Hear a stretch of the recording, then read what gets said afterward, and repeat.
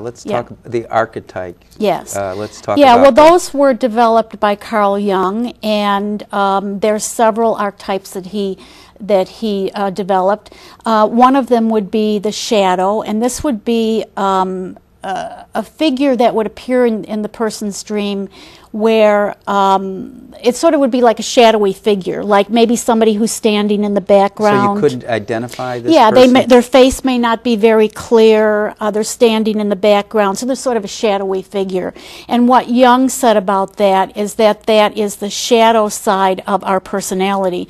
And usually people tend to think of that in a negative sense, but it doesn't necessarily have to be negative. It can be both negative. It just means that it's a part of your personality that you haven't owned yet, or expressed, right? Or right. It could be a creative part of your big part of you. It could be anger. It could be negative. It could be positive. It could be anything. So.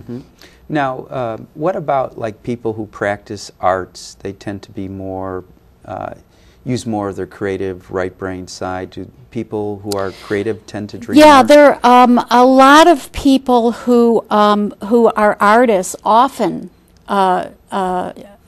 use their dreams for, one example is Samuel Taylor Coleridge, who wrote Kubla Khan, and that came to him in a dream. So a lot of... Didn't he also use opium or something? That I don't know. Okay. You may be right about that. So there are a lot. Another example is Paul McCartney. When he was with the Beatles, he woke up with this song in his head, a tune. He didn't have any words, but a tune, and he's about making breakfast, and he's sort of singing to himself, scrambled eggs, scrambled eggs.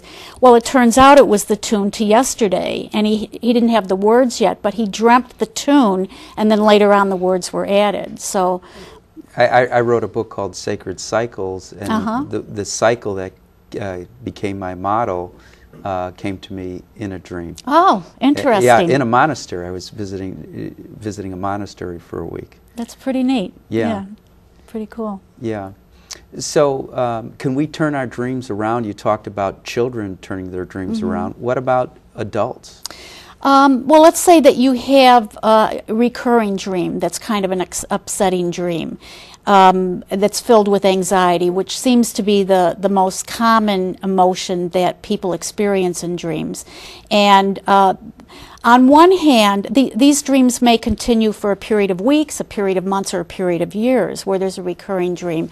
And one of the things that you can do is re-scripting, where you actually go in and try to change the dream. So you give yourself affirmations that you're going to go in and change the dream to make it less anxiety prone for you. Now, you mentioned like writing dreams down, using affirmations to re-script them.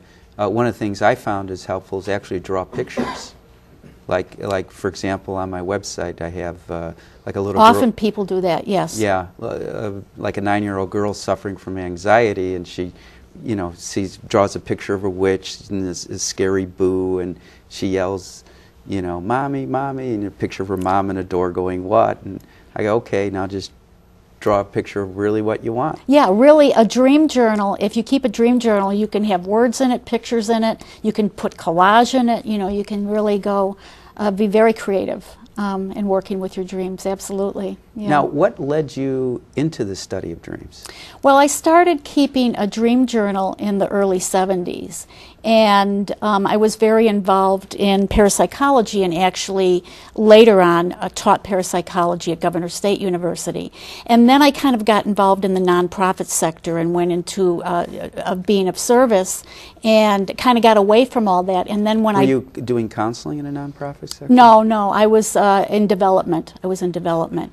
And then when I went back to school later in life, that's when I got back to my roots and got back to dreams. So, yeah. And while you had those little detours, were you continuing to analyze your dreams? Periodically, but it sort of like became sort of on the back burner. It was something that was not as prominent in my life as it had been in the 70s. But by the 90s, it came back. And so the 80s were sort of dead. What about like the dream interpretation books? Are those not so good? Why? Is it because every analysis of every dream is individualized? Yes, absolutely. It's individual. Those are individual symbols that you've created and emotions that you've generated.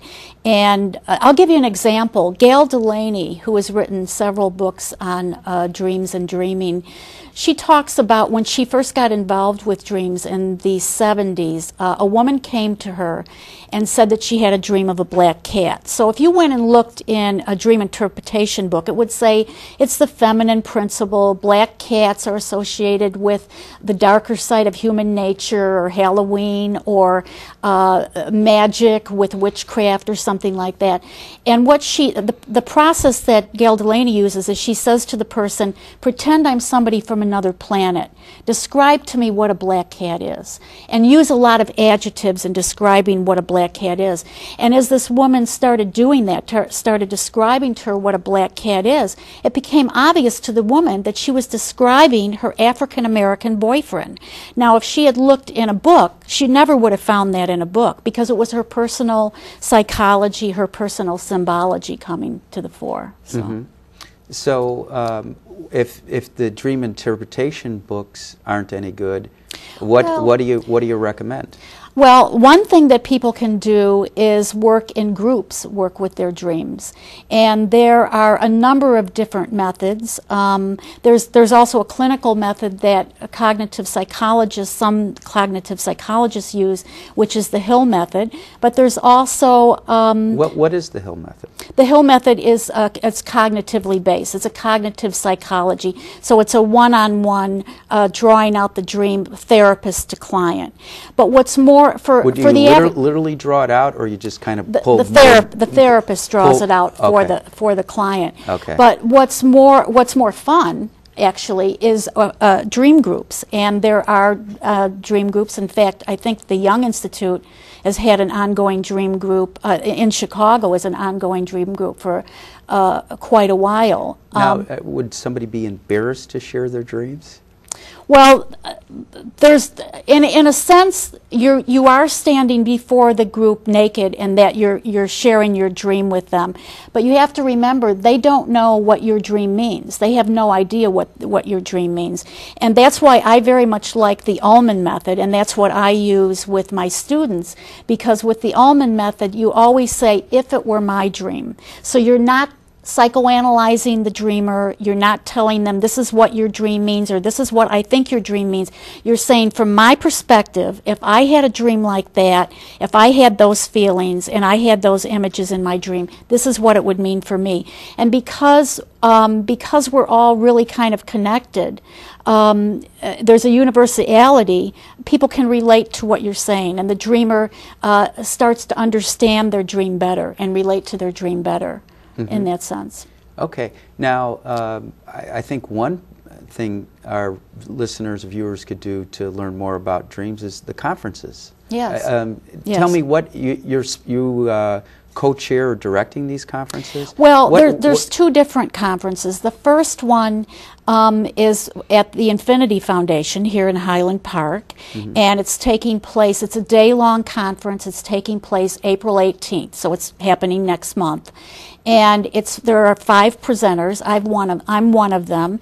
And basically what we're going to be covering during the day is the basics of dreaming. We're also going to be doing the Ullman method. We're going to be doing a Gestalt method, where you actually, a variation of it, where you say that, you know, if you were this object in the dream, how would you feel and everything. You ever do any drama therapy or dance therapy to analyze the dreams? The conference in June will be handling stuff like that, but the one in April will be dealing with the Ullman method, the Gestalt method, basics of dreams. Lucid dreaming will be discussed, and also art. We're going to be doing healing collage, so collage with dreams. What is lucid dreaming? Okay, lucid dreaming, if I could go back to the June conference and then talk about lucid dreaming, because I want to get the plug in for the June conference too. The June conference is going to take place June 26th to 30th.